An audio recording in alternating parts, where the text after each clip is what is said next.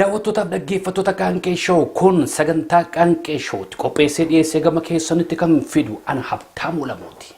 Har'a gaaffiif deebii gabaabduu tiim lammaa keessaa hooggana kan ta'an muummicha ministeera biyya keenyaa Dr. Abiyyiin gaaffiif deebii gabaabduu gochuu barbaada. Kanas gaafa goonu keessaa waan baay'ee hubattu warri hicitiin tiim lammaa isiniin galle asirraa waa hubachuu dandeessu waan jedhuuf. Har'a gaa bishaan turraa olee yaa'a antaa'een haasa'a muummichi ministeera keenya Dr. Abiyyiin garuu dhaabbatanii haasa'u hojii biyya faranjii dudda ni cabsee jira waan ta'eef baay'ee dhaabbachuu hin danda'u. Ay Oromoo. Dhiifama Dooktor egaa waan an godhuun qabu na of kalcha. Mee garuu magaaffii kootiittan deema. Tiim lammaa kana keessa ergii tiim lammaan hundaa'e asitti bu'aa baay'ee akkamii keessa dabartan Dooktor? Tiim lammaa kan jedhamu sana keessa namoonni jiran namoonni gaggeessan minimum waggaa arfan darbe sireerra rafnee hin beeknu. Egaa Dooktor isin maatii qabdu warri tiim lammaa kana keessa jirtan hedduun keessan ijoollees maatiis qabdu. Mee ijoolleen keessan akkamitti guddatan? Ijoollee keenya guddisuu dadhabnee mootummaa Ameerikaatu seekshineetii keessatti nu guddisaa ture. Dooktor qabeenyi biyyaa isin harka jira biyya hoogganaa kan ture isin maal biyya keessa waatu hin jiru ture moo? Oromoo hannee guddisuu hin barbaanne malee lafti nu harka ture. Wallaallee miti. Hicitiin kana injifachanii keessa darbuu keessan maaliree? Haqa waan qabnuuf Rabbiillee nu gargaara. Namoonni hedduun mootummaa kana keessa turanii quuqama lammii isaanii qaban egaa akka beekamutti mootummicha dhiisanii galanii gara biyya alaatti baqachaa turan. Maaliif isin baqachuu yaalle yommuu sanatti? Hinduuna malee biyya dhiisnee hin deemnu. Warri biyyaa biyya alatti hafee jira. Asumatti duuna jennee muranneet qabsoofnee. Garuu dhuguma yommuu biyya sana keessa turtan mootummaa kana keessatti hojjechaa turtan quuqamni lammii isinitti dhaga'amaa ture? Quuqqaa keessan caalu qabna. Hayyee hedduu galatoomaa Dooktor. Mee kan isin hojjechaa jirtan dhaabni keessan OPDO'n amma OPD ta'ee jira. Uummata Oromoo dimokiraasii gonfachiisuu dhumaafi? Nuti kan hojjechaa jirru Oromoo dimokiraasii akka argatuuf duwwaa osoo hin ta'in Oromummaan biyya sana keessatti akka dagaaguudhaaf. Oromummaa jechuun maal jechuudha isin biratti? Oromummaa jechuun waa'ee dimokiraasii wakaastan Oromoon term limitii beeka. Elekshinii isaammoo hatamee akkas ta'e inni rakkannu kun osoo aadaaf duudhaalee Oromootti deebine ishuu ta'uu hin danda'u. Ulfaadhaa Dooktor. Egaa filannoon biyyaalessaas immoo achi as dhiyaachaa jira. Mee yoo filannoon kun milkaa'ee ta'ee uummati isin filachuu dhiisee mo'amtanii aangoo gallakkisuudhaaf qophiidha? Saba kana biyya kana duudhaalee Oromoo qabatee gaggeessuuf qophaa'aa kan ta'e jiraannaan wirreedii boqochuu barbaanna waan ta'eef. Hayyee ulfaadhaa Dooktor. Namoota baay'eetu ergi isin gara aangootti dhuftanii gara biyyaatti galaa jira. Mee fuula isaanii irraa maaltu isinitti fa namoota biyyatti galan kana? Namoonni baay'ee carraan waan dhufteef bubbutachuu barbaadu. Maal ta'a yoo bubbutatan?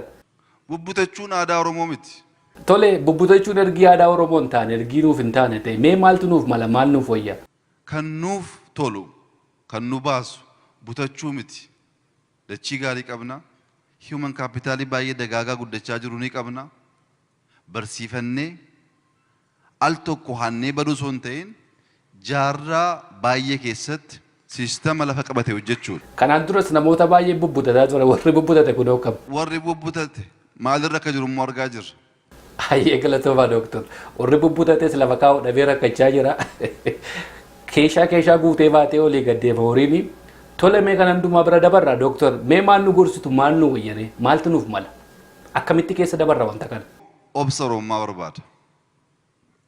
Obsa aadaa fi seenaa ofii sirnaan baruu barbaada. Namoonni baay'een Facebook irraa wacu Dooktor. Immooshinaalii baay'eeyyu. Wanti immooshinaalii godhamuu danda'u maaltu jira biyya lafaa kanarra? Immooshinaalii kakaasuu hin danda'ama. Immooshinaalii walitti naquu hin danda'ama.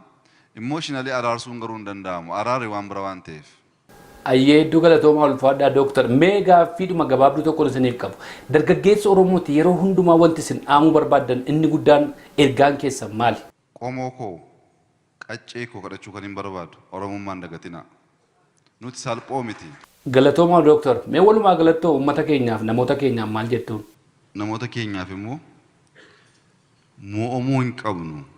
Diinni beekkatee qophaa'ee barreeffatee sabaaf sablammii wajjin walitti naquu barbaada. Baradhaa isin kan.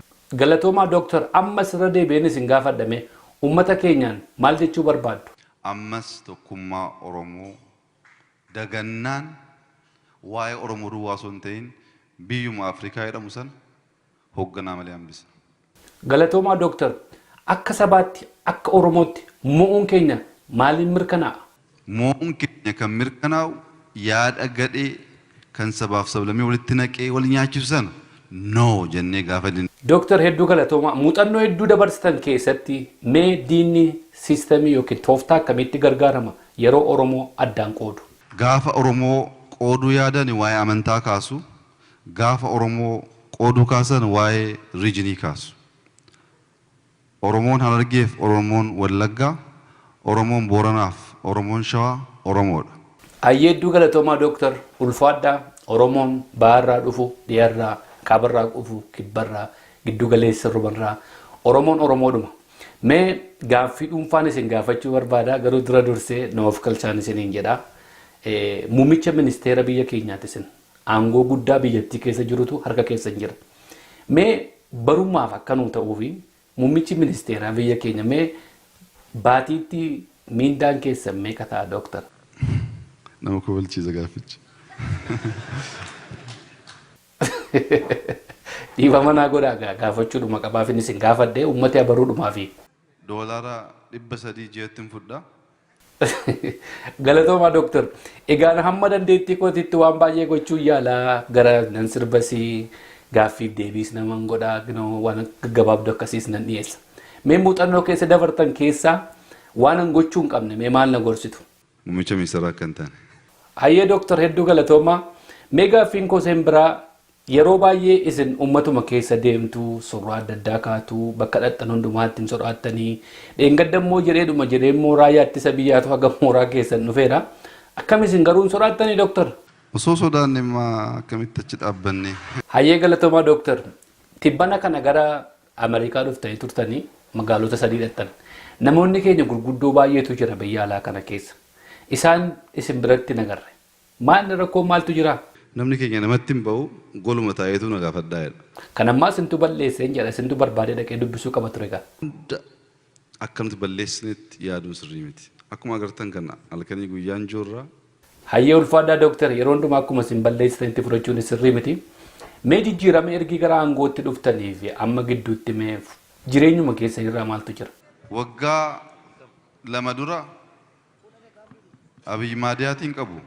Hayyee galatoomaa Dooktar qabsoo kana keessatti bu'aa bayii baay'ee keessa dabartanii kan namni isin hin beekne hedduu keessa dabartanii as geessaniittu har'agaa aangoon harka keessan jira ammuma kana hundumaa keessa garuu guyyaa isin abdii murattanii dudduubatti deebina jettanii yaaddan jira. Oromoon moo'ee dhiisi mo'amee iyyuu ciisee hin beeku hin du'a malee.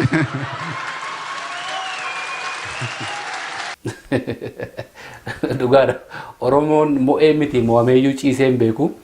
Artistoota Oromoo immoo yeroo hedduu isin biratti argaa hin jiru keessumatti tiim lammaa jijjiiramuma dhufe kanarratti artistoota Oromootiif waan bakka qabdan hin fakkaatu.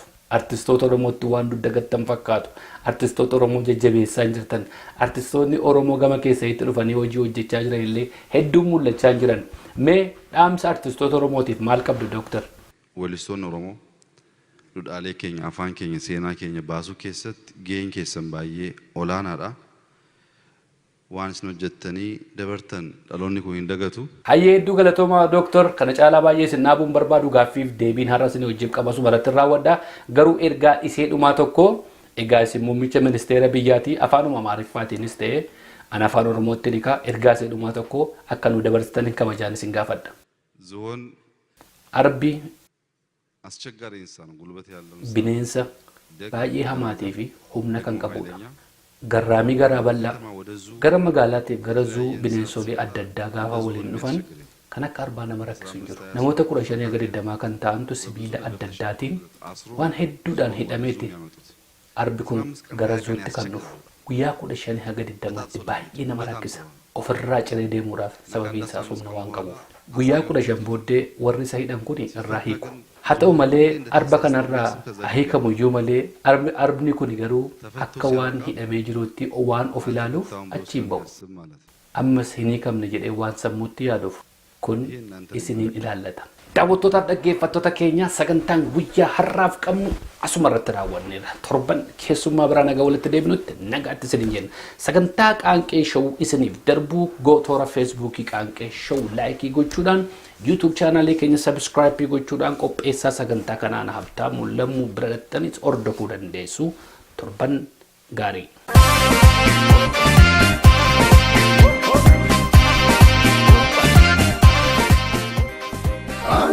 Show.